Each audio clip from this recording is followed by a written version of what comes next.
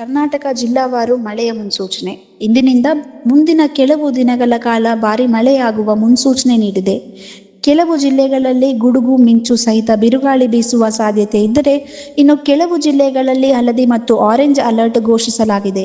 ಹಾಗಾದ್ರೆ ಇವತ್ತು ನಿಮ್ಮ ಜಿಲ್ಲೆಯ ವಾತಾವರಣ ಹೇಗಿರಲಿದೆ, ಎಲ್ಲೆಲ್ಲಿ ಭಾರಿ ಮಳೆಯಾಗಬಹುದು ಅನ್ನೋದನ್ನ ಜಿಲ್ಲಾವಾರು ಸಂಪೂರ್ಣವಾಗಿ ಈ ವಿಡಿಯೋದಲ್ಲಿ ನೋಡೋಣ. ವಿಡಿಯೋನ ಕೊನೆ ತನಕ ನೋಡಿ. ಮೊದಲಿಗೆ ಸದಾ ಭಾರಿ ಮಳೆಯನ್ನು ಕಾಣುವ ಕರಾವಳಿ ಕರ್ನಾಟಕದ ಜಿಲ್ಲೆಗಳತ್ತ ಗಮನ ಹರಿಸೋಣ.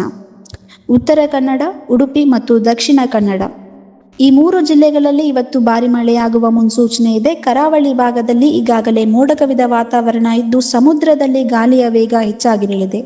ಮೀನುಗಾರರು ಸಮುದ್ರಕ್ಕೆ ಇಳಿಯದಂತೆ ಮುನ್ನೆಚ್ಚರಿಕೆ ನೀಡಲಾಗಿದೆ. ಕುಂದಾಪುರ ಮತ್ತು ಮಂಗಳೂರಿನ ಸುತ್ತಮುತ್ತಲಿನ ಭಾಗಗಳಲ್ಲಿ ಗುಡುಗು ಸಹಿತ ಭಾರಿ ಮಳೆಯಾಗುವ ಸಾಧ್ಯತೆ ಇರುವುದರಿಂದ ಇಲ್ಲಿ ಹಳದಿ ಅಲರ್ಟ್ ಘೋಷಿಸಲಾಗಿದೆ. ಇನ್ನು ಬೆಂಗಳೂರು ಸೇರಿದಂತೆ ದಕ್ಷಿಣ ಒಳನಾಡಿನ ಜಿಲ್ಲೆಗಳ ವಾತಾವರಣ ಹೇಗಿದೆ ಅಂತ ನೋಡೋಣ. ಬೆಂಗಳೂರು ನಗರ ಮತ್ತು ಬೆಂಗಳೂರು ಗ್ರಾಮಾಂತರ.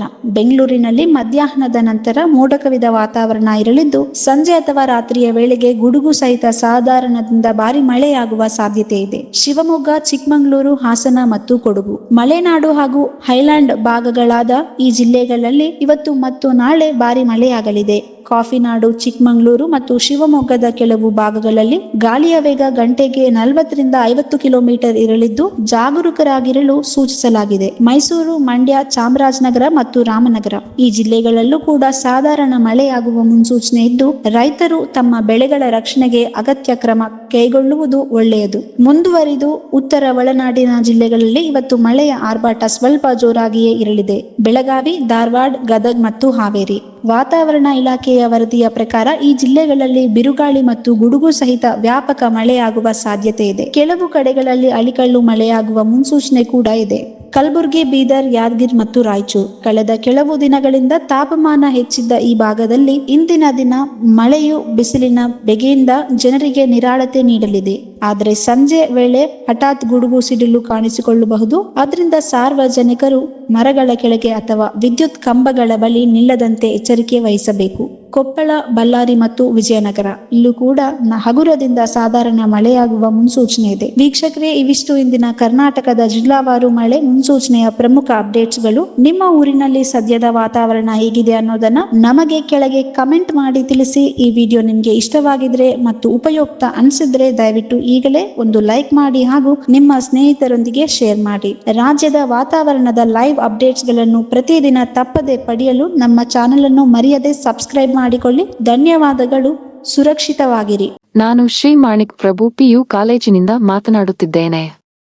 ನಿಮ್ಮ ಮಗಳು ಪಿಯು ಪ್ರವೇಶಕ್ಕೆ ಸಂಬಂಧಿಸಿದ ಮಾಹಿತಿ ತಿಳಿದುಕೊಳ್ಳಲು ಈ ಕರೆ ಮಾಡುತ್ತಿದ್ದೇವೆ.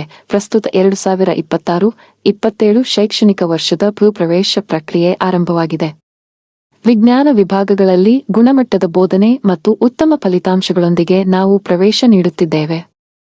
ಅನುಭವ ಹೊಂದಿದ ಉಪನ್ಯಾಸಕರು, ನಿಯಮಿತ ಪರೀಕ್ಷೆಗಳು ಮತ್ತು ಪರೀಕ್ಷಾ ತಯಾರಿ, ವಿದ್ಯಾರ್ಥಿಗಳಿಗೆ ವೈಯಕ್ತಿಕ ಮಾರ್ಗದರ್ಶನ, ಶಿಸ್ತುಬದ್ಧ ವಾತಾವರಣ ಮತ್ತು ಪೋಷಕರಿಗೆ ನಿರಂತರ ಮಾಹಿತಿ.